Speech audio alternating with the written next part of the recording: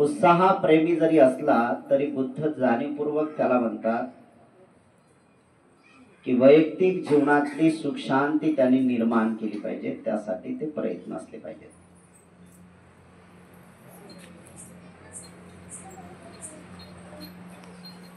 एक धार्मिक स्थळ निर्माण ज्यावेळेस होते की तिथं बुद्धाची वाणी, लोककल्याणाची वाणी लोकांना ऐकवल्या जाते, ते धार्मिक स्थळ बनले जाते. कालांतराने बुद्धभूमी सुद्धा एक महत्वाचं ठिकाण होईल. पण जर इथं दर पौर्णिमेला लोक येत राहतील याहीपेक्षा वाढत राहतील लोक, आणि जर कोणाला लाभ झाला नाही तर काय होईल? तो लाभ झाला पाहिजे त्यासाठी त्यांनी प्रयत्न केला, त्याच्या हिताचा आहे. मी वारंवार सांगत असतो, दर पौर्णिमेला हे सांगतो की तुम्ही आपला वेळ दान करता, आजची मजुरी पाडून आला असा. काही लोकांनी जाणीवपूर्वक सांगितलं असेल, काही लोकांनी जाणीवपूर्वक या गोष्टीकडे लक्ष केंद्रित केलं असेल, काही लोकांनी ऐकलं असेल. काही लोक म्हणतात तिथे एकदा जाऊन बघा, खूप शांत वाटते, खूप प्रसन्नता आहे, पौर्णिमेचा कार्यक्रम असते, भंतेजी चांगलं बोलतात, लोक हिताचं सांगतात. हे आपण सांगून आलात, ज्यावेळेस सांगितलं त्यावेळेस ते जे उत्सुकता तुमच्या मनात होती म्हणून नवीन नवीन लोक येतात. चला हे तर जाऊन आले, हे तर जास्त वाखाणतात, जास्त बोलतात, हे त्याबद्दल काही काही चांगलं सांगतात, असं आहे, ठीक आहे एकदा आपण जाऊन. आणि दर पौर्णिमेला नवीन नवीन चेहरे दिसतात, नवीन लोक येतात. जर येऊन कोरी पाटी जर राहिली असेल तर त्याला काय अर्थ आहे? तुमच्यातला वेळ तुम्ही दान केला, मजुरी दान केली, आणि त्याहीपेक्षा अधिक आहे की अधिक तुम्ही दान धर्म पण केला, भाडं खर्च केलं, ते या ठिकाणी आला. इथं आल्यानंतर गेटच्या आतमध्ये एंट्री केल्यानंतर तुम्हाला जे काही अनुभवाला आलं ते अनुभवाला येत असताना इथले व्हायब्रेशन अनुभवाला आले. जरी तुम्ही त्या व्हायब्रेशनची परिचित नसला तरी मात्र ते स्पर्श झाला तुम्हाला, अरे काहीतरी विशेष आहे, ते काहीतरी विशेष आहे. म्हणजे इथे तुमच्या श्रद्धेच्यामुळे अधिक चांगलं काम होत आहे. इथं सगळा लाभ आहे, लाभ तर इथं होत आहे, या भूमीवर लाभ होत आहे. तुम्ही घरी गेल्यानंतर तुम्हाला काय लाभ होते? तुम्ही जर घरी गेल्यानंतर लाभच जर झाला नाही तर मग काय पुढच्या वेळेला आम्हाला काही लाभ झाला नाही, काय जाणार. पण जे कंटिन्यू येतात, कोणी दुसरी पौर्णिमा झाली, कोणी तिसरी पौर्णिमा झाली, कोणी चौथी पौर्णिमा झाली, कधी कधी तर असे चेहरे बघतो मी 12ही महिन्याच्या पौर्णिमा असतात. आणि मग त्यांना हळूच विचारला जाईल, बाबा तुम्ही 12 महिने आले, 12ही पौर्णिमा तुम्ही साजऱ्या केल्या, तुम्हाला काय? मला खूप बदल झाला मला. आणि बदल तर झाला. त्याच्यातून एक दुसरी गोष्ट आहे की इथं भगवान बुद्धाची जे पर्यती आणि पटिपत ह्या दोन्ही गोष्टी इथं चालतात ना, त्याचा अनुभव आम्ही प्रत्यक्ष घेतला. काय पटिवेदन केलं? पटिवेदन हे बुद्धाच्या काळातल्या भाषा आहेत नाही. पर्यती, पटिपत, पटिवेदन. काय पर्यती? आपल्या भाषेत आपण बोलायचं पर्यती. पर्यती म्हणजे चालणे. जसं की आपण आहे पर्यती, बुद्धांनी सांगितलं, बुद्धाने ऐकलं, बुद्धाचं ऐकलं आम्ही. ऐकण्याला आपण पर्यती म्हणतो. जे ऐकत आहात ते पर्यती आहे. पटिपत ते ऐकलं आणि तसा मी प्रयत्न केला आणि तसा मी चालत आहे, एक पाऊल पुढे टाकला, त्याला म्हणतात पटिपत. आणि तो पाऊल टाकल्यानंतर जो सजग पाऊल पुढे पडतो त्याचा जो अनुभव येतो, त्याचा जो प्रत्यय येतो, त्याला म्हणतात पटिवेदन. पर्यती, पटिपद, पटिवेदन. ह्या तीन गोष्टी अत्यंत महत्वाच्या आहे आणि बुद्धाची ही वाणी त्या लोकांचं आहे. म्हणून काय काय लोकांनी बुद्धाची वाणीच ऐकली नाही आणि बुद्धाची वाणी ऐकली नाही आणि त्यांच्या कानावर पडली तर पर्यत्ती झालं ते. अरे अशी बुद्धाची वाणी आहे, अशी बुद्धाची वाणी आहे. या बुद्धाच्या वाणी काय बुद्ध आहेत? बुद्धाची वाणी जे जे लोक ऐकतात त्यांच्यात एक वेगवेगळ्या तरंगा, वेगवेगळ्या विचाराचे, वेगवेगळ्या आचाराचे तरंग निर्माण होतात. काय तरंग होतात? अनुभव आहेत लोकांचे. जो जो गंभीरतापूर्वक ऐकतो बुद्धाची वाणी, ऐकल्यानंतर त्याच्या शरीरामध्ये त्याला सुरुवात होते. काय होते? तर पहिलं होईल की जसं वीज चमकल्या जाते तसं शरीरात चमक भरते. त्याच्यानंतर बघितलं काही लोकांचे अनुभव असे आहेत की ज्याच्या गंभीरतापूर्वक जे ऐकतात, तर काही लोकांमध्ये काय सुरू होते की शरीरावर सरसरल्यासारखं होते. काही लोकांचं अधिक बघितलं तर काय होते, वेगवेगळे अनुभव करत असताना त्याच्यातून एक असा अनुभव येते की काय काय लोकांना एवढं शरीरात दुखते की खूप आहे. अरे मी बसलोय ना तिथे, बसले तर मी एवढं दुखत होतं माझं की विचारू नका. माझ्या पाठी दुखते, पायात दुखते, हे जे काही वेदना त्याच्या होतात कारण तो गंभीरतापूर्वक ऐकतो. ऐकत असताना त्यांनी जर ते धारण केलं, जसं की एखाद्याच्या शरीरामध्ये दुःखद सुरू आहे, दुःखद वेदना सुरू आहे आणि दुःखद वेदना सुरू आहेत, शरीरामध्ये संवेदना सुरू आहेत, त्या संवेदनाला त्यांनी बघितलं, अरे हे दुखतंय, हे दुखतंय, एवढंच त्याने केलं, दुःख नष्ट होईल. त्याचं दुःख नष्ट होईल.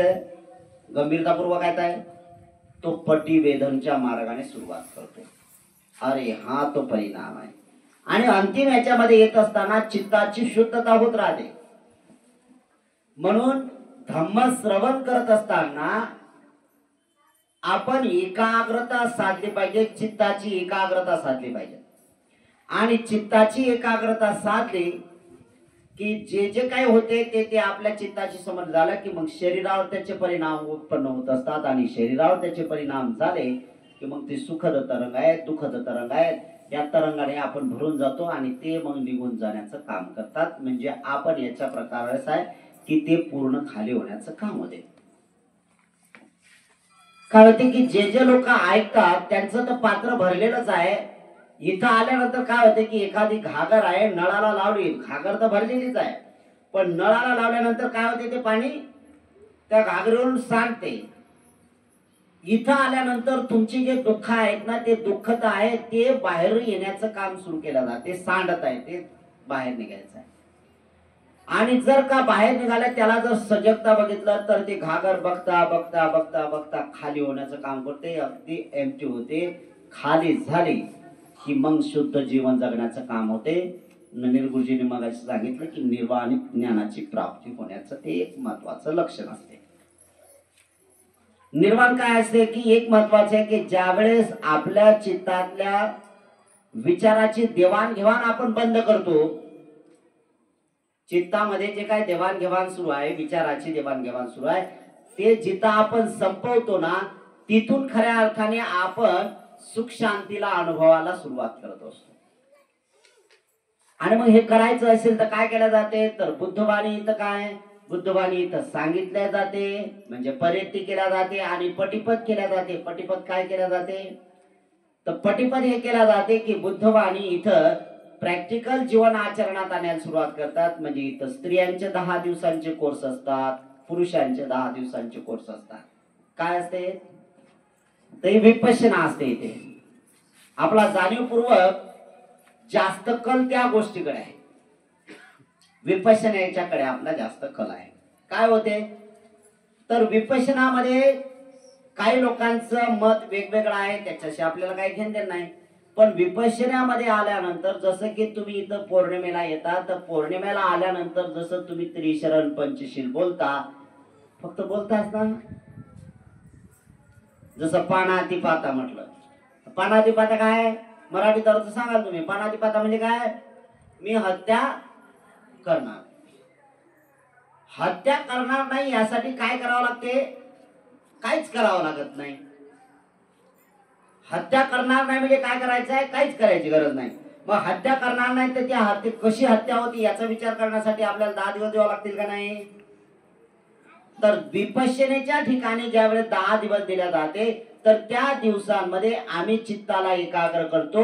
हत्येचा विचार जरी उत्पन्न झाला तर त्या विचाराला आपण काय करतो? पूर्णतः नष्ट करून टाकतो. विचार, हत्येचा विचार आला, अरे आता हत्येचा विचार आला की लगेच झाड येते माणसाला, अरे हत्येचा विचार आहे, लगेच नष्ट झाला. हत्या कधी होते? हत्या त्यावेळेस होते की मनामध्ये, चित्तामध्ये जर हत्येचे तरंग असतील तर. एक उदाहरण, आगपेटी माचीस आहे का? माचीस आहे, त्या माचीस वरून कव्हर आहे, त्याला पॅकिंग आहे आणि त्याच्यात गुल लावलेला काड्या आहे, गुल लावलेल्या काड्या. पण त्या काड्या तशाच आपण म्हणजे त्याला पॅकिंग केलं तर तशाच राहतात का नाही? आणि त्याला पेटवायचं असेल तर काय करावं लागेल? त्याच्या बाजूला म्हणजे साईडला एक छोटीशी पट्टी असते, त्याला सुद्धा गुल लावलेला असतो, थोडासा बारीक असते का नाही? मग काय केलं जाते? ते काडी काढल्यानंतर त्या गुलाला घर्षण जोपर्यंत होत नाही तोपर्यंत आग पेटेल का? नाही पेटत. तशाच प्रकारचं चित्तामध्ये जर हत्येचे विचार असतील आणि बाहेरून जर आपण तशा प्रकारचे विचार केले तर त्याचा काय होईल? घर्षण होईल. घर्षण झाल्यानंतर मग लगेच हत्याला सुरुवात करणार. विनाकारण काहीच होत नाही आहे. विनाकारण काहीही होत नाही. कधी कधी काही लोक म्हणतात काय करणार, आम्ही लय दुखी आहोत. दुखी कशाला? विनाकारण झालं काही? काहीच विनाकारण होत नाही. त्या कारणाच्या संबंधित आपण खोलवर गेलो नाही तोपर्यंत आपल्याला कळणार नाही. असं झालं का कोणी, अरे बाबा हा विनाकारण मेला, असं झालं का? नाही. पण त्याचा कारणाची शोध घेतला तर आपण काही ना काही त्याला झालंच ना. जसं एखाद्याला कुठला आजार झाला, आजार झाल्यानंतर त्या आजारात त्याला मृत्यू आला आणि आपण म्हणतो का बाबा आजार दिसला नाही, काय नाही, काय असं विनाकारण झालं का? आजार झाला, आजार झाल्यामुळे त्याला तो रोग उत्पन्न झाला आणि त्याचा परिणाम तो जास्त अति प्रमाणात झाला म्हणून त्याला मृत्यू आला. विनाकारण काहीही होत नाही. म्हणून तशाच प्रकारचं चित्तामध्ये जे घर्षण आहे म्हणजे ते गुल आहे, जे गुल आहे तो आतमध्ये आहे. तुम्ही ज्या वेळेस त्याला बाहेर करता त्यावेळेस आग उत्पन्न होते आणि नंतर तसा प्रकारचा आहे. तसेच हत्येचे विचार आपल्यात ऑलरेडी पडलेले आहेत. हत्येचे विचार ऑलरेडी आपल्या जीवनात पडलेले आहेत. ते पडल्यानंतर काय झालं की त्याला घर्षण होत नाही तोपर्यंत काय होत नाही आहे. काही लोकांचं घर्षण करत नाही, बिचारे सजग असतात. काही लोक घाबरतात ना, नाही आपण हत्या करू नये, आपण अमुक करू नये, आपण तपूक करू नये असं बोलतात की नाही? पण काय लोक सर्रासपणे हत्या करतात ना. काय वाटते का त्यांना? काय वाटते का? नाही वाटत. याचा अर्थ असा आहे की ते ताबडतोब घर्षण करत राहतात, ताबडतोब घर्षण करतात आणि त्यांना एवढी सवय पडलेली असते की त्यांना भयानक सवय पडली असते की त्यांना हत्येशिवाय दुसरा पर्याय दिसत नसतो. हे झालं एक म्हणलं. काय लोकांना चोरीच आहे. हे सगळे आतमध्ये आपल्या चित्तामध्ये, आपल्या मनामध्ये सगळे बीज पडलेले आहेत ते. आणि त्या बीजाला आपण जोपर्यंत खत पाणी घालत नाही तोपर्यंत उगवत नाही ते. काय लोक असे आहेत, काही लोकांना काय म्हटलं जाते, मी शब्द प्रयोग ऐकले लोकांनी, काय याच उघड वाण आहे ना. काय म्हणतात? याच उघड वाण आहे. म्हणजे याने थोडासा हात जरी लावला ना किंवा चोरायचा प्रयत्न केला तर लगेच त्याला कोणीतरी पकडते आणि पकडल्यानंतर हे चोरी करत का म्हणून त्याला काय म्हणतात? याच उघड. कायच चोरलेलं असते का नाही. तो एवढे लोक आपण बसलेले आहोत, एवढ्या लोकात तो कधी चोरी करून जाते कळतच नाही, कारण त्याला अंगवळणी पडलं आणि तो सहज लक्ष केंद्रित करते की कोणाचं लक्ष कुठे आहे का आहे, तो एका सेकंदामध्ये, कारण त्याला एवढं काय झालं, फक्त घर्षणची त्याला आहे, त्याच्या चित्तामध्ये उत्पन्न झालं, झाल्याबरोबर चोरीची क्रिया सुरू झाली. एवढं भयानक आहे. तशाच प्रकारचं काम आहे सुनेच्या आतमध्ये सगळेच बीज पडलेले आहेत, नाही असं नाही आहे. घर्षण ज्या वेळेस होते ना, ज्यावेळेस चित्ताच्या संबंधी चित्तामध्ये उत्पन्न झाला विचार, उच्चार उत्पन्न झाला की लगेच शरीरावर प्रकट होतात, आणि शरीरावर प्रकट झाला की तो ऍक्सिडेंट होऊन जाते. हे चित्तामध्ये पडलेले बीज आहेत. त्यानंतर तशा प्रकारचे खोटं बोलणारे, खोटं बोलणारे, निंदा करणारे, चुगली करणारे. काय काय लोकांना एवढी चुगली करण्याची एवढी सवय असते, विचारू नका. म्हणजे इकडचं ऐकल्याबरोबर लगेच तिकडे कल्टिवेट करून देतात, लगेच काय सांगतात त्यांचं त्यांना माहित, लगेच झालं भांडण. चित्तामध्ये त्यांना फक्त कुठेतरी कोणाच्या संबंधी ऐकायचं आहे, घर्षण करायचं. घर्षण केल्याबरोबर लगेच ताबडतोब आग लागायचं काम सुरू होते, आणि ती आग लागते त्याचं आहे, म्हणजे आतमध्ये जोपर्यंत बीज पडलेला आहे तुम्हाला. तशाच प्रकारचे नशापान. काय काय लोक म्हणतात तुलाही नशा करते हो. नशा कोणीच करत नसते, आणि नशा कोणाला होत नाही. नशा होत नाही, व्यसन नाही आहे ते, आपण त्याला नाव दिले. तो नशा करत नाही. नशा करत नाही म्हणजे त्याला ते सवय पडली ना, त्याला त्या तशा प्रकारची तरंगाची सवय पडली. त्या तरंग ते जे शरीरामध्ये झाले की त्याला त्याच्यात बरं वाटते, म्हणून तो तसं काम करते. हालाकी ते सगळं नुकसानाचं, शारीरिक नुकसान होतेच त्याचं. काय काय लोकांना किती सांगा, काही लागलं. मी एका मित्राला सांगितलं का हे बरं नाही, खाणं बंद कर. नाही जमत. प्रयत्न केला त्याने, 1 दिवस प्रयत्न, 2 दिवस प्रयत्न, 3 दिवस प्रयत्न केला. 4थ्या दिवशी कुठून उठून गेला काय कळलं नाही, लगेच आला आणि बस झालं काम त्याचं. अरे हे काय केलं. शरीरामध्ये तसे बीज पेरल्या गेले तसे आहे, त्याला फक्त खत पाणी घालायचं काम आहे. खत पाणी घाललं की ऑटोमॅटिक त्याची उत्पत्ती सुरुवात होत असेल. तशाच प्रकारचे हे चित्तामध्ये पडलेले बीज आहे. मग पंचशीलाच्या संबंधी या सगळ्या गोष्टी केलेल्या जातात. मग हे दिसतात का नाही, मग आपल्याला का दिसत नाही, किंवा आपण का त्याला बळी पडतो, याला कारण माहित आहे का. आपण सगळेचे सगळे जीवन जगत असताना काय करतो की आपण लोक व्यवहारामध्ये, आपण हा सगळा व्यवहार सुरू असतो, लोक व्यवहारामध्ये असतो आपण, आणि लोक व्यवहारामध्ये अनेक लोक तशी निर्माण होत असतात.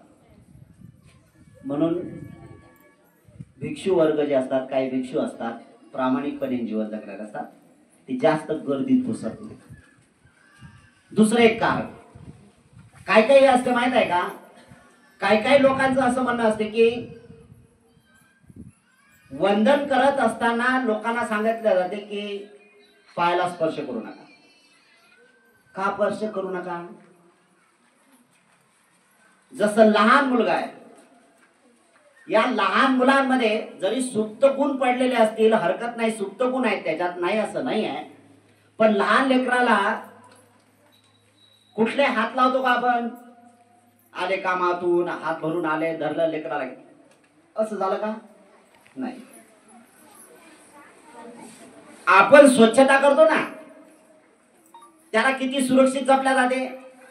त्याला स्पर्श कोण करणार आहे, त्याला स्पर्श तोच करू शकते की त्याची आई, आणि नंतर जर झालं तर ताई. बाकी दोन व्यक्तीच्या व्यतिरिक्त त्याला 1.25 महिन्यापर्यंत कोणी हात लावत नाही. आणि त्याचाही परिणाम आहे काय, त्याचा एक परिणाम असा आहे की आईला जो आजार झाला तो डायरेक्ट मुलाला पण होते, लहान मुलाला होते. कारण तो काय दूध पितो का नाही, मग दूध पिल्यानंतर त्या दुधामध्ये, त्या आईच्या शरीरामध्ये जो काही रोग उत्पन्न झाला तो दुधामध्ये सुद्धा उतरते, आणि म्हणून त्या बाळाला तशा प्रकारचा रोग होतो, तशा प्रकारचा आजार सुद्धा होतो. म्हणून त्यालाही सुद्धा मग ते करत असताना काय करतात, त्यालाही सुरक्षित ठेवण्याचं काम केलं जाते, आहे ना. बस हेच आहे की जे भिक्षू त्या पदापर्यंत जाण्याचा प्रयत्न करतात तर त्यांचं शरीर जे असते ना ते अगदी कोमल बनते. कोमल बनते म्हणजे त्याच्यावर कुठलाही काहीतरी विपरीत टाकलं तर ते लगेच झणझणी सुरू करते, त्याचा विपरीत परिणाम होऊ शकतो. म्हणून तशा प्रकारचा आहे. किती महत्वाचं आहे ह्या गोष्टी, किती जाणीवपूर्वक ह्या गोष्टी आहेत, त्या आपण तशा घेतल्या पाहिजेत.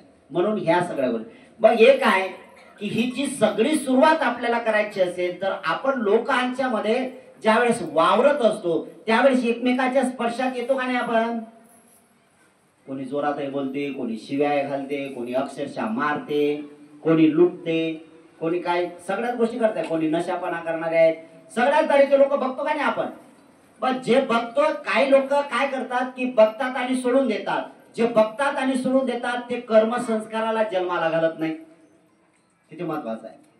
जे डोळ्यांनी बघतात आणि ते म्हणतात हे माझं नाही आहे, माझ्या कामाचं नाही, ते सोडून देतात. त्या क्षणाला ते बंद करतात. ते कर्मसंस्कार निर्माण करत नाहीत. ते कर्मसंस्कार निर्माण करत नाहीत म्हणून त्या कर्मापासून ते वंचित राहतात. त्या कर्मापासून ते दूर राहतात आणि ते तशा प्रकारची सुख शांतीची निर्माण ते करण्यासाठी सफल असतात. हा एक महत्वाचा विचार आहे. आणि मग हे असं करत असताना आपण घरामध्ये 24 तास घरामध्ये राहिल्या तर असंख्य विचार आपल्यात उत्पन्न झाले का नाही. रागाचे आहेत, द्वेषाचे आहेत, मोहाचे आहेत, सगळे तरंग आहेत. वाईट आहेत, चांगले आहेत, सगळ्या गोष्टी होतात. या विचारात आले तर चांगले विचार बाहेर गेला तर वाईट विचार, या सगळ्या विचाराची ज्यावेळेस सुरुवात करतात ते आपल्या मनपटलावर निर्माण होत असतात. म्हणून या सगळ्या लोक व्यवहाराच्या या सगळ्या संस्कारातून मुक्त व्हायचं असेल तर त्या ठिकाणी काय केलं पाहिजे तर एकांतवास केला पाहिजे. भगवंतांनी भिक्षू संघाला आदेश दिला की भिक्खू काय करा, रुक्ष मुलो गतो वा शून्याकार गतो वा.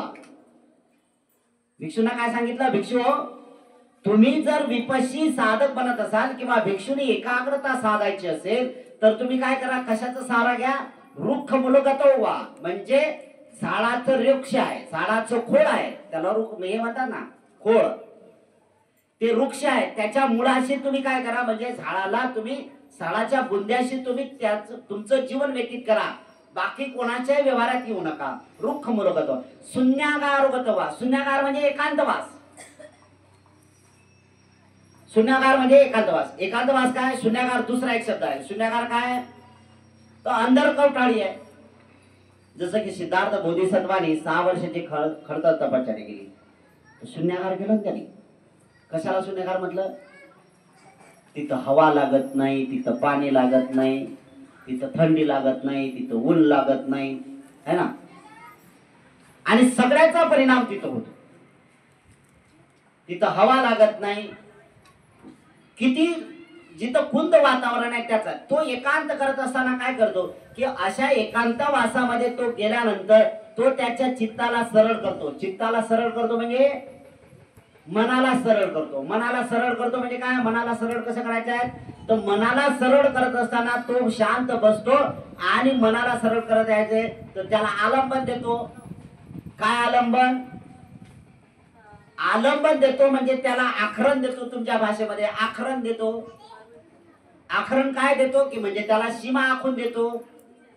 सीमा कशाची आखतो तो सीमा करतो, त्या सीमेच्या पलीकडे जात नाही. मग तो आलंबन कुठला देतो तो आलंबन देतो तो नाकाच्या खाली आणि ओठाच्या वर जो त्रिकोणी भाग आहे तेवढं त्याला आलंबन दिल्या जाते. आणि आलंबन त्याला तेवढं फक्त श्वासाचं दिल्या जाते. येतो तर येतो, जातो तर जातो, श्वास येत आहे तर जात आहे, येत आहे जात आहे, याच्या पलीकडे काही करत नाही. हे सगळ्यात महत्वाचं पवित्र जीवन जगण्याचं तो काम करतो. मग याने काय होणार, याने सगळेचे सगळे मनुष्याच्या जीवनामध्ये सगळे जे विकार आहेत ते विकार, टोटल विकार तो दूर करण्याचं काम करतो आणि ते जीवन जगण्याचं काम करतो. तर अगदी हलका हलका हलका होऊन जातो. 10 दिवस या परिसरामध्ये सुद्धा ही पर्यत्ती पटिपद इथं शिकवण सुरू होते. तुम्ही केवळ फक्त पर्यत्ती करत आहात. तुम्ही शील घ्या, अशी बघितलं ना, शील घेतलं ना तुम्ही, पानातिपाता दिनदाना कामेशुनेच्या मुसाचारा सुरा मेरे, याच्यापेक्षा पलीकडे काय. सगळ्यात महत्वाचं आहे कलिंग देशाच्या लोकांमध्ये एक सगळ्यात महत्वाचे की बुद्धाच्या विचाराच्या संबंधी काहीच आदर्श नव्हता. आणि कम्मास धम्म जे लोक आहेत ते एवढे पारंगत झालेले लोक बुद्धाच्या विचारामध्ये, शील समाधी प्रज्ञेमध्ये, शिलामध्ये त्यांनी परिपूर्णता साधली. एवढा शिलावर विश्वास होता की त्यांचा आदर्श इतर लोकांचे, इतर लोक घेतो. आणि तो एक महत्वाचा आहे ज्याला कुरुक्षेत्र म्हटलं जाते. कुरुक्षेत्र जे आहे भगवान बुद्धाच्या धम्माची तिथून खऱ्या अर्थाने सुरुवात झाली. कुरुक्षेत्र, तुम्ही कुरुक्षेत्र ऐकलं याच्या अगोदर कुठेतरी ऐकलं का कुरुक्षेत्र? कुठे ऐकलं? महाभारतात ऐकलं का? कुरुक्षेत्रावर युद्ध झालं माहित आहे तुम्हाला? महाभारत पाहिलं का तुम्ही? पाहिलं तरी सांगत नाही तुम्ही.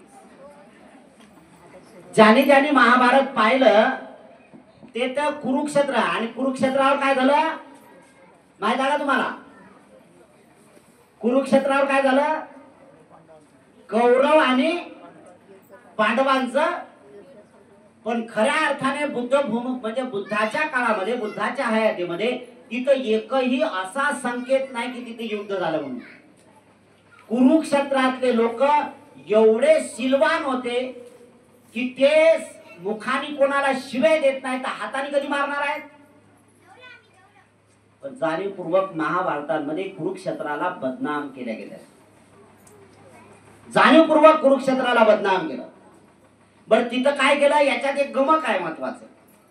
कुरुक्षेत्रामध्ये युद्ध सुरू झालं, त्या युद्धाच्या संबंधी पहिल्यांदा पूर्व चर्चा झाल्या.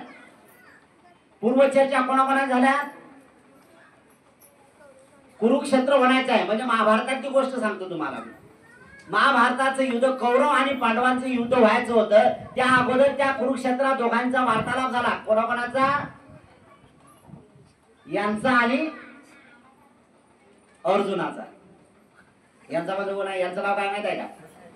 यांचं नाव आहे किसन आहे. किसन मी मुद्दाम सांगितलं आहे ना. वार्तालाप त्या दोघांचा झाला. कोणाचा? कृष्ण आणि अर्जुनाचा. काय वार्तालाप झाला माहित आहे का? काय वार्तालाप काय झाला ते हिंदू धर्मात जाऊ दे, आपल्याला सांगायचं नाही, मी सांगत नाही आता. सगळ्यात महत्वाचं आहे की तिथं अजिबात युद्ध झालेलं नाही. तिथं युद्ध झालं नाही. मग तिथं काय झालं तर तिथं जाणीवपूर्वक शिलाच्या संबंधी गोष्टी केलेल्या आहेत. अनंत सम्यक संबुद्धाने जाणीवपूर्वक बुद्धाच्या हयातीपासून जवळजवळ तब्बल जवळजवळ 100 वर्षापर्यंत जशीच्या तशी ती भूमी शुद्ध स्वरूपाची होती. आलं लक्षात? 100 वर्षात बुद्ध गेले निघून. भगवान बुद्धाचं महापरिनिर्वाण होऊन झाले 100 वर्ष झाले, तरी 100 वर्षांमध्ये तिथं अजिबात युद्ध झालेलं नाही. एवढी पवित्र भूमी राहिली होती ती, एवढी पवित्र भूमी. आणि त्या कुरुक्षेत्रामध्ये शिलाला खूप महत्वाचं स्थान देत होते. आणि ते महत्वाचं स्थान देत असताना ते बुद्धाची पर्यती श्रवण करत होते आणि पटिपत करत होते. आणि याचा परिणाम असा झाला की पटिपत करत असताना आणि पर्यती करत असताना, दोन्ही मार्गाने जात असताना, ऐकणे आणि चालणे हे दोन्ही गोष्टी करत असताना इतर देशातल्या लोकांचं लक्ष त्यांच्याकडे लागलं. इतर देशातले राजे जे होते का नाही, राजे, ते राजे लोक या राजांना, कुरुक्षेत्रातल्या राजाला पत्र लिहायला लागले की आमच्या इकडे बुद्धाची वाणी पोहोचली पाहिजे, यासाठी यासाठी या. कोणीच गेलं नाही. गेलं यासाठी नाही कारण तेवढं कॉन्फिडन्स होता त्यांना, तेवढाच शिराज आहे. पण एक कुठेतरी असं वाटत होतं त्यांना की माझं चुकून अनावधानाने कोणाकडून माझ्याकडून शीलभंग झाला असेल. कुरुक्षेत्राच्या राजाचा एक असा, कुरुक्षेत्राच्या राजाला या देशातल्या लोकांनी जाणीवपूर्वक पत्रव्यवहार केला. कलिंग देशाच्या लोकांनी पत्रव्यवहार केला, राजाने पत्रव्यवहार केला की आमच्या लग्नातले लोक, आमच्या नगरातले लोक, आमच्या या महानगरातले लोक अजिबात शीलाच्या संबंधी कोणालाच माहित नाही. कारण राजाच तसा नाही ना तर प्रजा होईल कधी. आणि म्हणूनच आहे धम्मपदामध्ये ह्या सगळ्या गोष्टीमध्ये म्हटल्यात राजा भवतु धम्मिको. राजा जर धार्मिक असेल तर प्रजा धार्मिक होईल. मग हा अगदी कलिंग देशाचा राजा बघितला तर कलिंग देशाचा राजाच शील समाधी प्रज्ञेच्या संबंधी माहित नाही त्याला, तर तो कसा असेल? असेल कसा तो? जनतेला तसंच पाहिजेत ना. जनतेला एक थोडस पाठीमागं घेऊन जातो परत तुम्हाला की सिद्धार्थ बोधिसत्व जन्माला येत असताना कपिल वस्तू नगरांमध्ये एक सगळ्यात मोठी परंपरा चालत होती आणि ती परंपरा चालत होती तो कुठल्या महिन्यात चालत होती माहित आहे का? आषाढ पौर्णिमेला. त्या आषाढ महिन्यामध्ये काय एक महत्वाचा सण करत होते आणि एक परंपरा सुरू होती. काय होती परंपरा? की आम्ही शेती पेरतोय म्हणजे भात लागवड करायची किंवा भाताची पेरणी करायची आहे. तर पेरणी करत असताना किंवा भात लावणी करत असताना या सगळ्या गोष्टी करत असताना काय करत होती की त्या नगरातले सगळेचे सगळे लोक एकत्र येत होते, उत्साह करत होते. सगळ्यात महत्वाचं आहे बौद्ध धम्मच हा उत्साह प्रिय धर्म आहे. हे नंतर या लोकांनी सगळ्यांनी चोरलं. ज्या धर्मामध्ये समता आहे त्याच धर्मामध्ये उत्सव असतात. ज्या धर्मामध्ये समता आहे, मग समता कुठल्या आहे? ते एकाच पद्धतीची समता नाही. मानवाच्या प्रती एकमेकाच्या प्रती समता आहे. तिथं केवळ फक्त माणूस, आणि जर त्याला असमताच म्हणायचं असेल तर तो फक्त भेद एवढा करतो आणि स्त्री आणि पुरुष बस याच्या पलीकडे तो भेद करत नाही.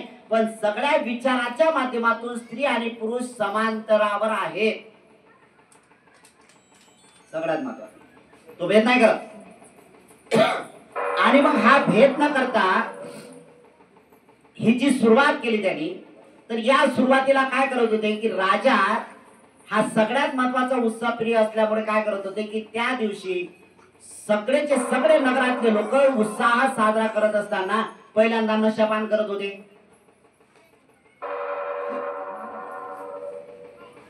वप्रमंगल दिन म्हणतात त्याला. नशा करत होते. नशा म्हणजे दारू पित होते. त्यावेळेच काय साधन असेल ते आपल्याला माहित नाही, पण दारू पित असताना सगळेजण एकत्र विचार करत होते. ते एकत्र येऊन पण मग कोणाला मानपान कोणाला द्यायचं आहे? पहिल्यांदा राजाला मानपान द्यायचं आहे, कारण मोठा आहे ना. म्हणजे जर दारू जर प्यायची असेल तर कोणी पिले पाहिजे? पहिल्यांदा राजाने पिले पाहिजे. त्याच्यात अधर्मता होती म्हणून दुसरं एक काम होतं. मी पहिल्यांदा सांगितलं की समता होती त्यांच्यामध्ये.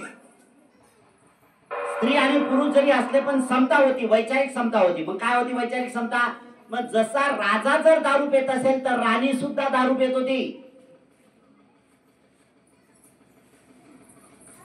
तुम्ही दारू पिता का? समजा घरचे तुमच्या दारू पिणारे असतील तर नाही. असमानता आहे ना तुमच्या खालीवर, आहे का नाही? का आहे का नाही? त्यावेळेची पद्धत होती ना, समता होती ती. आणि मग जर समजा हा सण उत्सव करायचा असेल मग तुम्ही हा रेफरन्स कुणाला घेणार? तर हा रेफरन्स सिद्धार्थ म्हणजे महामाया ही जाणीवपूर्वक राजाला सांगते की महाराज मी या दिवशी शुद्ध जीवन यापन करणार आहे, मी व्रत वैकल्याचं जीवन जगणार आहे. मग त्या दिवशी मी कुठल्याच प्रकारचं नशापान करणार नाही. मी आंघोळ करेल अत्तराने, मी सगळ्या गोष्टी करेल, मी दान धर्म करेल, ह्या सगळ्या गोष्टी. आणि म्हणूनच तिनं त्यावेळेस त्यागलं आणि म्हणून शुद्धोदत राजाने त्यागलं. या दोघांनी त्याग केला, शुद्ध जीवन जगण्याची सुरुवात केली आणि म्हणूनच सिद्धार्थ बोधिसत्वाला जन्माला घातलेला आहे. हे शील पारमितातलं अत्यंत महत्वाचं उदाहरण. एक दुसरी गोष्ट मला समजत नाही अजून, काही लोक दारू पण पित नाहीत, सिगारेट पित नाहीत, तंबाखू खात नाहीत, गुटखा खात नाहीत, सगळ्या विचारातून मुक्त आहेत. पण कधी कधी संतानच वाईट निघते, त्याला काय करा? बरोबर आहे का नाही? माझ्याकडे असे बरेच उदाहरण आहेत. काय न विचारलं बाबा काय तुम्ही काय करा? खाओ भतीजे आम्ही तर काहीच करत नाही. मग हळूहळू विचारात जवळ गेलं, तुम्ही काय करता? नाही आम्ही फक्त एवढंच काम करतो, बाकी दुसरं तर काही येत नाही, थोडीशीच खात असतो आम्ही, बाकी काही करत नाही. एवढा मोठा परिणाम कसा होईल? हा सगळा परिणाम त्याचा आहे. सगळा जो परिणाम आहे हा सगळा परिणाम त्या व्यसनाचा आहे. आणि व्यसनाचा परिणाम असल्यामुळे कधी कधी काय होते, एक दुसरं उदाहरण म्हणून तुम्हाला सांगतो. दुसरं उदाहरण, विनाकारण काही गोष्टी घडत नाहीत, त्याला कारण असतात म्हणून घडतात. बाळ जन्माला येते ना, तर विनाकारण बाळ जन्माला येत नाही हे तेवढं सत्य असतं. आणि विनाकारण जन्माला आल्यानंतर ते विकृतीत जन्माला येत नाही, हे तेवढं कारण महत्वाचं आहे. मी मागे सुद्धा एकदा सांगितलं, उदाहरण दिलेत, मी बरेच वेळा उदाहरण दिले की असं अकोला जिल्ह्यात एक असं उदाहरण आहे की एका मायला लेकरू झालं ना, मार्बल टाईप झालं, मार्बल टाईप पांढरं मुलग. आणि पांढरं मुलगच झालं नाही तर काय झालं माहित आहे का तुम्हाला? त्याचे नाक, डोळे, कान तसंच गजानन बुवा सगळं तसंच. गजानन बुवा आहे ना ते शेगावला, तो मार्बलचा आहे का पाहिला का कोणी? कोण कोण गेलो होतं?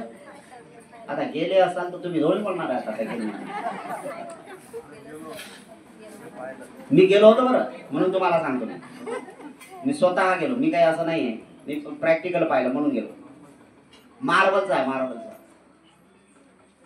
ज्याचे डोळे, कान, नाक जसं तसं त्या पोराला लागलं. पूर्वी त्याच्या हातात चिलीम होती. गजानन बाबाच्या हातात चिलम पाहिलं का नाही? चिलम कशाची आहे? चिलम कशाची आहे?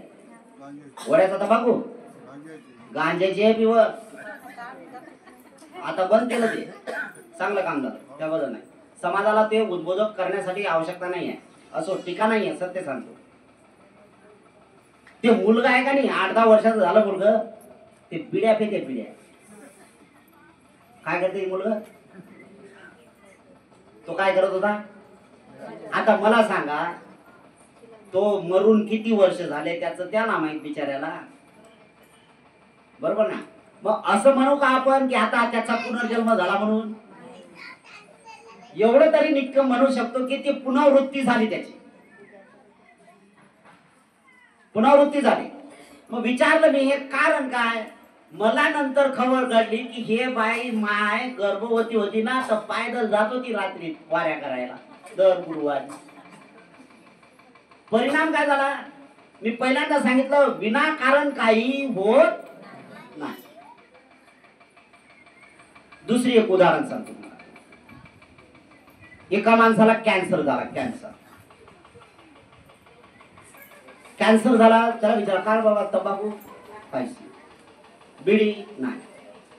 त्याला एकच छंद, सकाळी उठणे, उठल्यानंतर काय जे समजा नाश्ता वगैरे जे काय म्हणजे न्याहारी करणे आणि शेतात जाणे, शेतातले काम करणे, संध्याकाळी आलं लोकांशी बोलणं नाही, काय नाही. कॅन्सरची गाठ झाली मानेला, मेलाय बिचारा.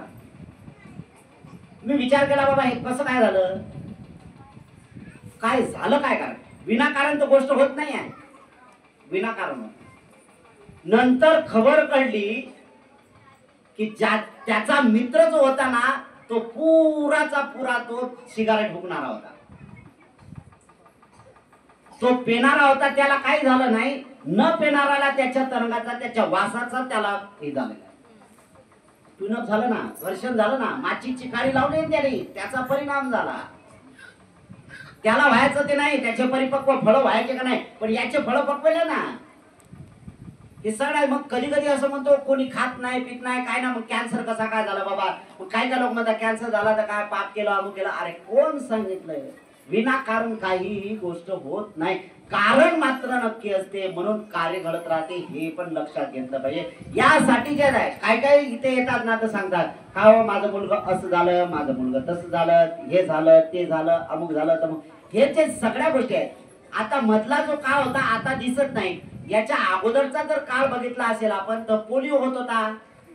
आता ते पोलिओ होता म्हणजे काहीतरी अपंगत्व होते, म्हणजे शरीरात त्या मातेकडून काहीतरी कमी पडलं म्हणूनच ना, कमी पडलं म्हणूनच त्या पूर्तता गोष्टी करण्यासाठी या सगळ्या ॲलोपॅथीच्या माध्यमातून डॉक्टर लोकांनी सर्च केलं आणि ती त्या मुलाला इंजेक्शन देण्याच्या माध्यमातून ह्या सगळ्या गोष्टी. आता कुठेतरी तुम्हाला पोलिओ आता नष्ट झाल्यासारखा वाटतो, पण अगोदर आहे अशा प्रकारची सुरुवात आहे. पोलिओ होण्याचे अनेक कारण आहेत, त्यापैकी एक सगळ्यात मोठा पोलिओ होण्याचं कारण हे आहे की त्या बाळाला परिपूर्णता अन्न मिळत नव्हतं, म्हणजे आईलाच खायला मिळत नव्हतं, तर त्या बाळाला कुठे नेणार आहे का नाही? मग तसं आहे. पण कधी कधी चांगले मायबाप असल्यानंतर लेकरं विद्रुप निघतात, याला काय म्हणायचं आहे? विनाकारण काही गोष्टी घडत नाही. यासाठी चित्ताची चेतना ही अत्यंत महत्वाची आहे. चित्ताची चेतना महत्वाची. जोपर्यंत गर्भवती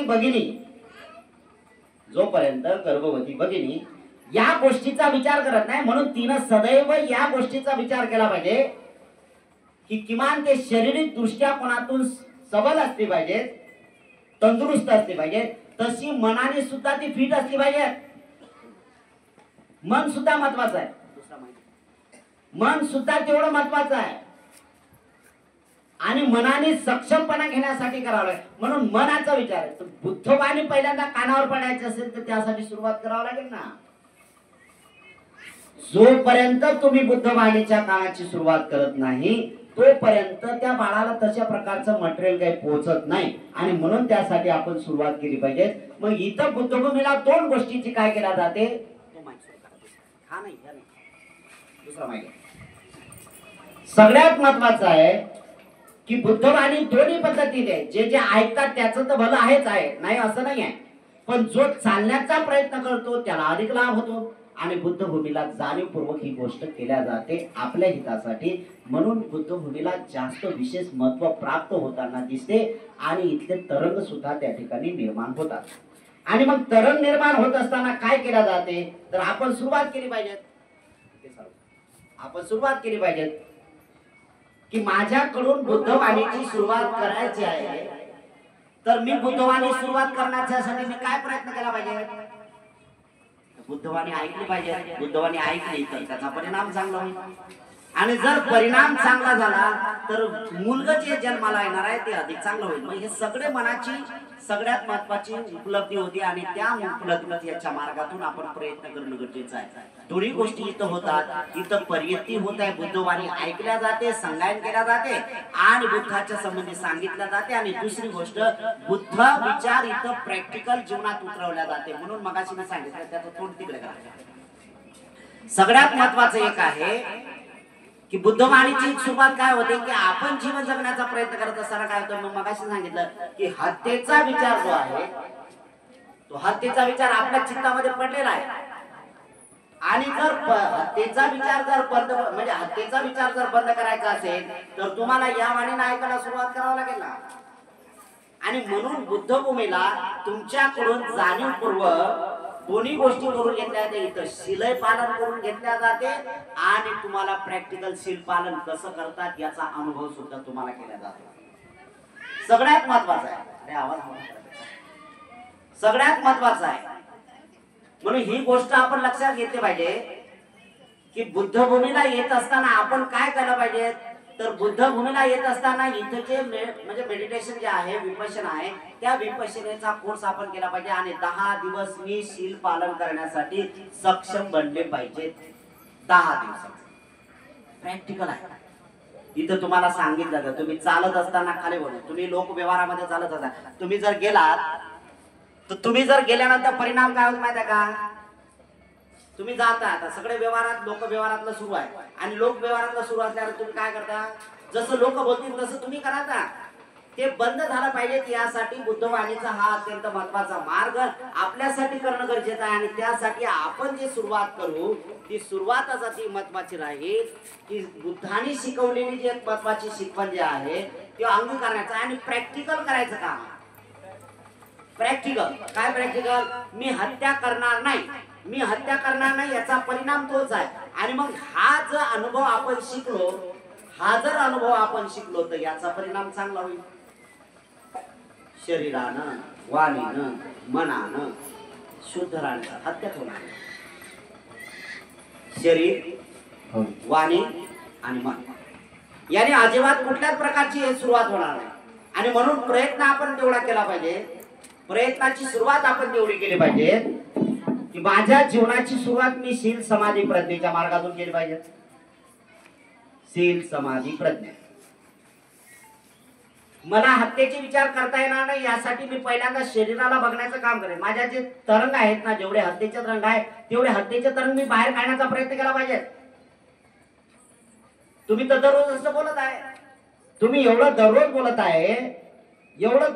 आहे पानातिपाता वेरमणी शिक्षापदं समादयामि, पानातिपाता वेरमणी शिक्षापदं समादयामि. परिणाम काय होत आहे, परिणाम? काही परिणाम नाही. पण जाणीवपूर्वक त्या गोष्टीला मी हत्या करणार नाही, हत्या कशी करायची नाही, तर यासाठी जर असेल तर 10 दिवसांचा वेळ आपल्याला इथं काढावा लागेल आणि बुद्धवाणी श्रवण करावं लागेल. पर्यती पटिपद, पर्यती पटिपद दोन्ही गोष्टी इथं महत्वाच्या आहेत. आणि मग काय होईल याच्यात, तर एक सगळ्यात महत्वाचं आहे की जे जे चालतात, जे जे पंचशीलाचं पालन करण्यासाठी, इथं पंचशीलाचं पालन करण्याला लोक सगळे येतातच. मग ते काय करतात माहित आहे का, जिथं जाणीवपूर्वक त्यांना शिकवल्या जाते, जाणीवपूर्वक ह्या गोष्टी सांगितल्या जातात की पानाती पाता एवढाच महत्वाचा भाग नाहीये. तर पानाती पाता वेगळं करत असतं काय, तर तो जाणीवपूर्वक त्या विचाराची सुरुवात करतो. मी हत्या करणार नाही, मी हत्या करणार नाही म्हणजे काय करणार नाही, जे काही हत्येचे विचार आहेत त्यालाही काढून टाकण्याचा, बाहेर करण्याचा प्रयत्न करणार आहे. ते हत्येचे विचार बाहेर काढे आणि मग माझे शुद्ध जीवन जगण्याचं आहे. 10 दिवसांपर्यंत करावं लागते. तसे चोरीचे, तसे व्यभिचाराचे, तसे खोटं बोलण्याचे, तसे नशापान करण्याचे सगळेचे सगळे विचार आपल्यातून दूर करायचे. सगळे आपल्याला मनुष्याचं जीवन लाभलं आणि मनुष्याचं जीवन लाभत असताना आपण आपल्याला स्वतःला भाग्यवान समजलं पाहिजे की मला मनुष्याचं जीवन लाभलं. होतात ह्या गोष्टी, होत नाहीत अशा नाही. आपल्या चोरीचे विचार आहेत, आपल्या हत्येचे आहेत, आपल्या व्यभिचाराचे आहेत, आपल्या खोटं बोलण्याचे आहेत, आपल्या नशापानाचे सगळेचे सगळे आपल्यात गुण पडलेले आहेत. नाही असं नाही आहे, सगळे पडलेले आहेत. आणि मग सगळे जर गुण पडलेले आहेत तर त्या सगळ्या गुणाचे निर्मूलन करण्यासाठी, त्या सगळे गुण आपण दूर काढण्यासाठी, त्याचं जाणीवपूर्वक निरसन करण्यासाठी आपल्याला ते तरंग बंद करावं लागते. आणि तरंग आपले शुद्ध तरंग करण्याचं काम मनाने सॅटिस्फाय होऊन सांगितलं पाहिजे, मनाने समाधानपूर्वक सांगितलं पाहिजे. मी हत्या करत नाही म्हणजे सदैव मंगल मैत्री आपला सुरुवात होते आणि मंगल मैत्रीचे तरंग होतात. आता समजा दररोजच जर हत्या करणारा माणूस असेल आणि त्याला म्हटलं बाबा तू असं म्हण, मी कोणाची हत्या करणार नाही, सगळे प्राणी सुखी हो, असं होईल का त्याच्याकडून? नाही होणार, बिलकुल नाही. मंगलाचे शब्दच कानावर पडणार नाही त्याच्या. हे सगळं बंद करायचं असेल तर यासाठी ही भूमी अत्यंत महत्वाची आहे आणि या भूमीचा लाभ आपण घेतला पाहिजे, त्यासाठी प्रयत्न केले पाहिजेत. म्हणूनच आहे. आणि जे जे बुद्धवाणीत संपर्कात येतात ते धन्य होतात आणि जे जे धन्य होतात ते शुद्ध जीवन जगण्यासाठी प्रवृत्त होतात. सगळ्यात महत्वाचं आहे की आपल्यालाही सुद्धा हे तरंग निर्माण करायचं. मी पुनर्जन्म किंवा ह्या गोष्टीच्या संबंधी मानत नाही किंवा ह्या सगळ्या गोष्टी तुम्हाला सांगत नाही, पण जाणीवपूर्वक एक गोष्ट तुम्हाला सांगतो की तुमच्यातले एक असा ढोबळ विचार आहे की सगळेचे सगळे लोक म्हणतात ढोबळ असा विचार आहे की आपल्यातले 4 घटक कधी मरत नाही. आपल्यात किती घटक आहेत? 4 घटक आहेत. कुठले कुठले आहेत माहित आहे तुम्हाला? 4 घटक कुठे आहेत मनुष्याच्या जीवनामध्ये? हे 4 घटक जोपर्यंत एकत्र येत नाही तोपर्यंत जीवन जगता येत नाही आपल्याला. आपण सजीव आहोत हेच नाही कळत. हे 4 घटक माणसाला आपल्यात म्हणजे असावं लागतात. कुठले 4 घटक आहेत? पहिला आहे आप, तेज, वायू आणि पृथ्वी. किती घटक आहेत आपल्यात? 4. आप म्हणजे पाणी, तेज म्हणजे उष्णता. तुमच्या शरीरात उष्णता आहे का नाही? आहे ना, अनुभवले ना. वायू, वायू म्हणजे हवा, हवा आहे का नाही शरीरात? जर हवाच नसेल तर जगणार नाही आपण.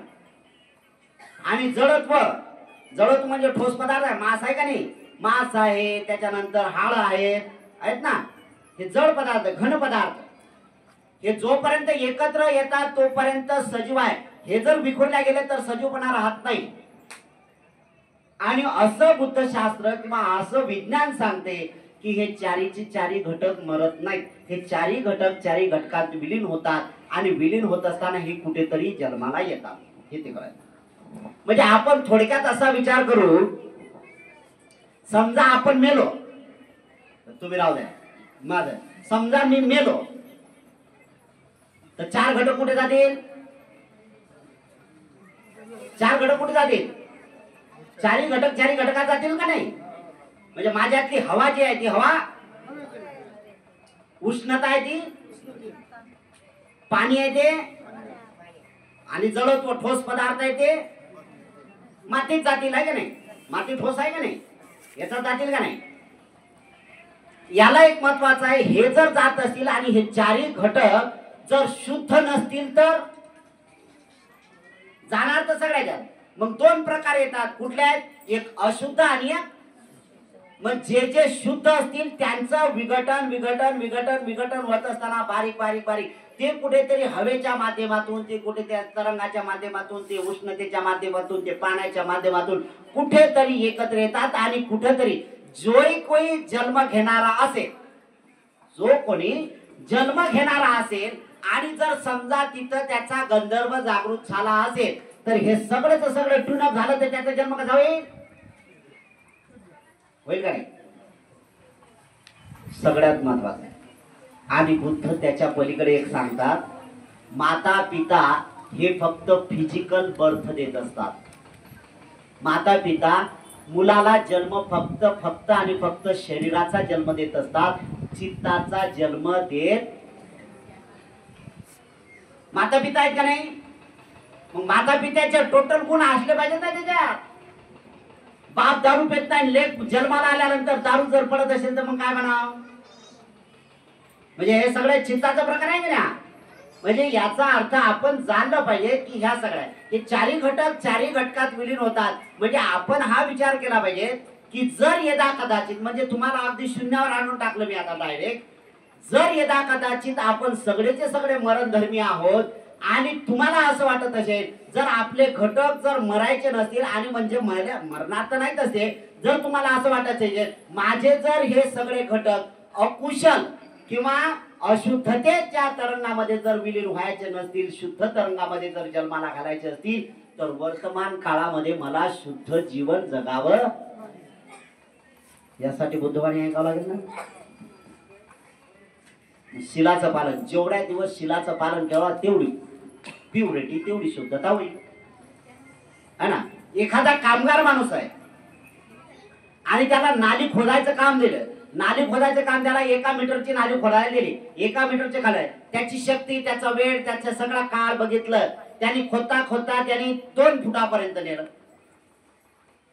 पुढचा काळ राहिला तसा, तो आता पुढे काम करू शकतो, कारण याला काळ नाही, त्याला वेळ नाही, त्याला शक्ती नाही. या तिन्ही गोष्टी त्याच्या बंद झाल्यात ना. काळ नाही, त्याला वेळ नाही आता, आणि दुसरी गोष्ट त्याला शक्ती नाही. म्हणजे एखादा माणूस जर जेवण करून त्याने काम केलं तर तो 1 मीटर पर्यंत काम करू शकेल, पण जर समजा तो उपाशी, म्हणजे उपाशी अनावश्यकपोटी तो गेला आणि त्याने काम केलं, काम करायला सुरुवात केली तर संयोग असा झाला, काम करायची सुरुवात केल्यानंतर ऊन तापलं, म्हणजे काळ नाही तो, आणि वेळ होत गेला जेवणाचा, आणि शक्ती नाही त्याच्यात, काम करण्याचा ताण नाही त्याच्यात, होईल का काम पुढे? नाही होणार, ते तिथंच थांबणार आहे. आणि आपणही सुद्धा तसंच काम करायचं, पण जेवढं केलं तेवढं महत्वाचं आहे का? ते बंद होईल का आता? नाही आहे. जर कोणी आला तर तो त्याला अधिक पुढे करण्याचं काम करेल, तो अधिक पुढे करण्याचं काम करेल, अधिक पुढे. तशाच प्रकारचं आपल्याला सुद्धा पूर्ण करायचं आहे. जेवढा काळ, वेळ आणि शक्ती आपल्यात आहे तेवढी चांगली विचाराने आपण पूर्ण करणे, म्हणजे जो कोणी पुढचा जन्माला येईल किंवा जो कोणी येईल तर तो त्याला पुढे पुश करेल आणि पूर्णत्व अवस्था प्राप्त केली. आणि म्हणूनच आहे की बुद्धाचं जीवन चरित्र वाचलं पाहिजे. म्हणून आपण बुद्धाचं जीवन चरित्र वाचलं पाहिजे. यासाठी बुद्धाचं जीवन चरित्र वाचलं पाहिजे की बुद्ध म्हणतात मी काय याच जन्मात बुद्ध झालो असं नाहीये. अनेक जाती संसारं दुःखा जाती पुन्हा पुन्हा. अरे अनेक जन्मात मी जन्माला आलो ना, अनेक जन्मात मी जन्माला आलो तर दुःखात आहे दुःखात, दुःखात आहे दुःखात, दुःखात आहे दुःखात. भगवंत म्हणतात माझा 500 वेळा जन्म झाला. किती? 500 वेळा जन्म झाला. आणि मग 500 एवढं म्हणजे 500 याच्यात, आणि विविध प्राण्यांमध्ये माझा जन्म झाला.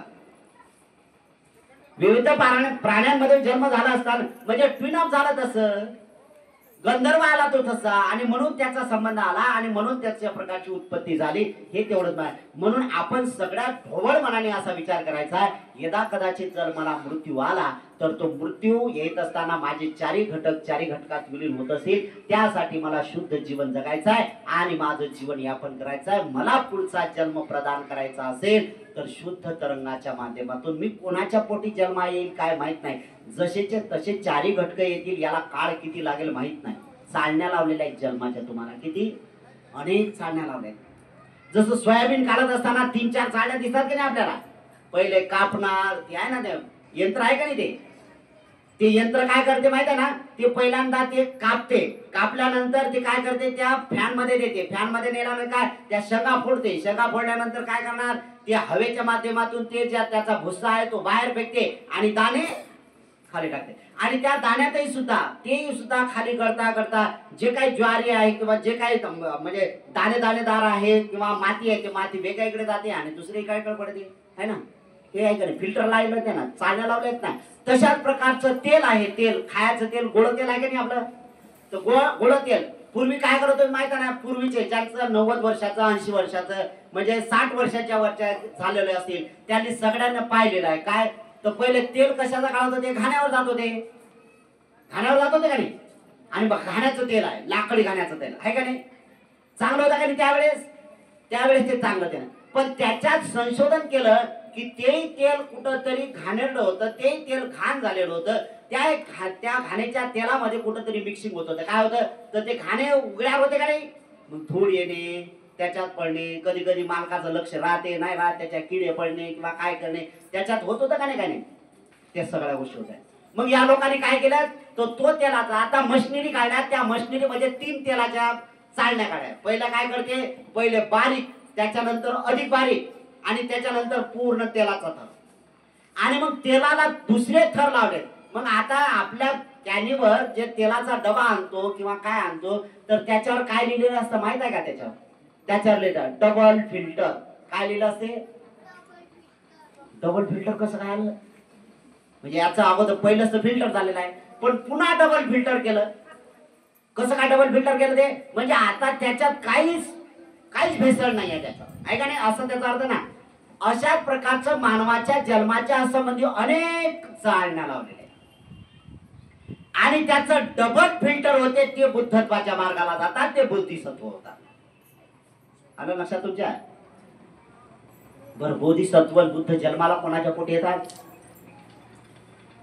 कोणाच्या पोटी येतात, मानवाच्याच पोटी येतात ना. आणि मग डबल फिल्टरची मशीन आपल्यात बंद करावं लागेल, आपल्यात सगळ्या गोष्टी कराव्या लागतील, तर परिणाम चांगला होईल ना.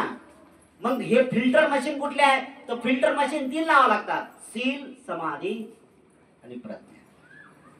या सगळ्यात महत्वाच्या गोष्टी आहे. म्हणून बुद्धभूमीला आपण एखादा तरी कोर्स केला पाहिजे. याच्यानंतर काय काळ असेल मी सांगू शकत नाही, कारण भयानक वातावरण होत आहे. बुद्धवाणी जिथून तिथून डॉमिनेट करण्याचं काम केलं जाईल. मला असं वाटतं की जे जे भिक्षूंचे केंद्र राहणार आहेत ते भिक्षूंचे केंद्र फक्त तेवढे शुद्ध राहतील, याच्या व्यतिरिक्त शुद्धता दिसणार नाही. म्हणून आपण बौद्ध लोकांनी, मी जाणीवपूर्वक म्हणतो, आपण बौद्ध लोकांनी आपल्याच केंद्रावरचा अत्यंत शुद्ध विचार ठेवला पाहिजे की जिथं बुद्धवाणी शुद्ध स्वरूपात आहे. आपल्या परिसरातले शुद्ध वातावरण ठेवण्यासाठी आपण वारंवारता बुद्धवाणी आत्मसात केली पाहिजे आणि तशा प्रकारचं जीवन जगलं पाहिजे. केंद्र कसे चांगले शुद्ध होतील यासाठी आपण जर वारंवारता तिथं गेलो आणि शुद्ध स्वरूपाचा बुद्धाचा मार्ग आत्मसात केला, म्हणजे पर्यती आणि पटीपद जर आपण खऱ्या अर्थ केलं तर पटीवेधन सुद्धा चांगलं होऊ शकते. हा एक मार्ग आहे. म्हणून बुद्धभूमीवर हे केंद्र निर्माण जे झालं हे प्युरिटी करण्यासाठी, शुद्धता करण्यासाठी मनुष्याचा, आणि त्याचा जन्म कुठला घ्यायचा असेल तो आहे, पण प्युरिटी सुद्धा होणे आणि येणाऱ्या काळामध्ये आपल्याला सुद्धा या शुद्ध जीवनामध्ये जाणे हा आपल्यासाठी अत्यंत महत्त्वाचा विचार असला पाहिजे. त्यासाठी प्रयत्न करणे, म्हणून आपलं जीवन सफल करा. म्हणून मगाशी म्हटलं की तुम्ही तुमचे पैसे खर्च करून आले, तुमच्या भाडं खर्च करून आले, तुमची मजुरी पैसे तुम्ही हे केले, वरून तुम्ही काय दान धर्म करणार आहात ते, म्हणजे एकंदरीत हा सगळा भाग बघितला तर तुम्ही सगळे लॉस होताना दिसता. पण नक्कीच आहे की ते लोक लॉस होतील की ज्यांनी बुद्धवाणी ऐकली नाही आणि आपलं जीवन त्याप्रमाणे जगण्याचा प्रयत्न केला नसेल, तर नक्कीच त्याच्यासाठी लॉस असेल. पण जो आल्यानंतर बुद्धवाणीचं जीवन जगत असताना प्रयत्न करतो आणि आपापले विचार तो नष्ट करण्याचा प्रयत्न करतो आणि शुद्ध जीवन जगण्याचा प्रयत्न करतो, सफलता ही सफलता आहे. आपल्याला अधिक बढोतरी त्याच्यात मिळत आहे आणि आपली अधिकाधिक उत्तरोत्तर आपली प्रगती हो, हे आपल्या प्रती, आपल्या कुटुंबियाच्या प्रती मंगल कामना करतो. आपल्या सगळ्यांच्या प्रती मंगल कामना करतो. आपल्या सगळ्यांचं खूप मंगल हो, खूप कल्याण हो, खूप सुखी हो, सगळ्यांचं खूप भलं हो, भलं हो, भलं.